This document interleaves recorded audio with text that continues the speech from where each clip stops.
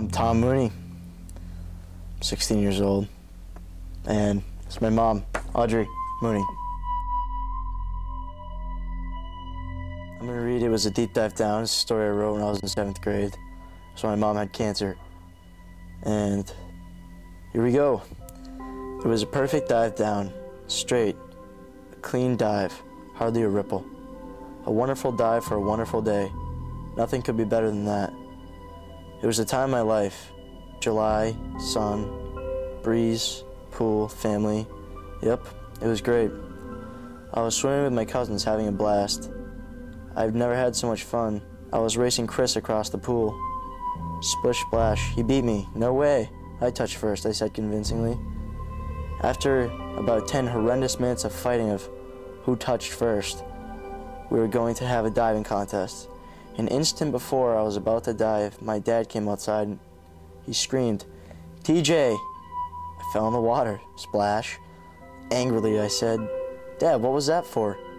He said nothing. He looked at me with a blank stare and told me to go inside and see my mother.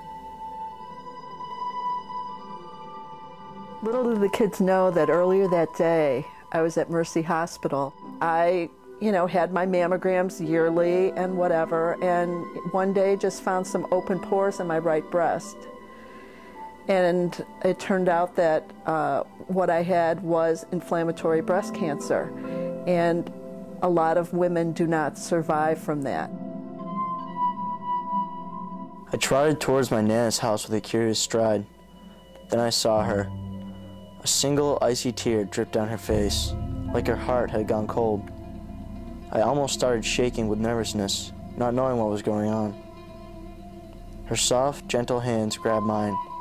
She looked lovingly into my eyes and told me she had cancer. Cancer? The word just made me think of death. "No, not you, Mom," I shouted. Slowly the tears welled up in my eyes, and I began to cry like never before. I was terrified. I thought she was going to die. I kept asking myself questions. Why her? Why now? Why? I knew she was going to die until she said softly, "It's going to be okay, TJ." She wrapped her arms around me, and I knew I had nothing to worry about. My kids were only 7, 10, and 12 years old at that time, so I had to put on a strong face. And even though I wanted to cry and break down into tears, I had to be the strong one and let them know that I was going to make it. She would beat this. She was strong, and I needed her. I felt safe. I did not want to let her go. But deep down, I still had that feeling, that overwhelming feeling in the pit of my stomach, that she would die. Throughout my year-long treatments, I was told more than once that it didn't look that good, but that was something that I never wanted them to know. The ride home that day was absolutely terrible.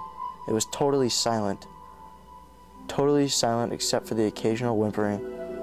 Everybody was scared, and everybody knew it. Arriving home, I went straight up to bed and cried myself to sleep. My mom was busy telling everybody about her unfortunate illness. It was really hard. I had my highs and my lows.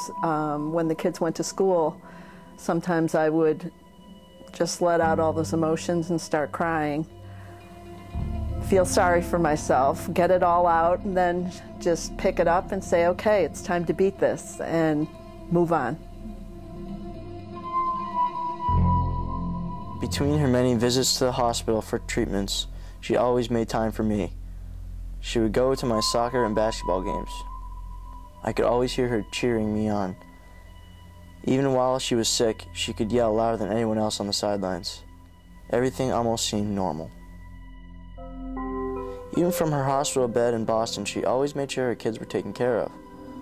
But even though I was having a great time, I couldn't stop thinking about her. Was she sick? Was she in pain? Was she even okay? Would I ever see her again? I have a very strong will, and I knew that nobody could be a better mother for my kids than me. She survived because she never gave up. I'm very proud of her. I am a survivor too. In 1999, my life took a deep dive down, but I've come up for air better and stronger. Since then, life has been great.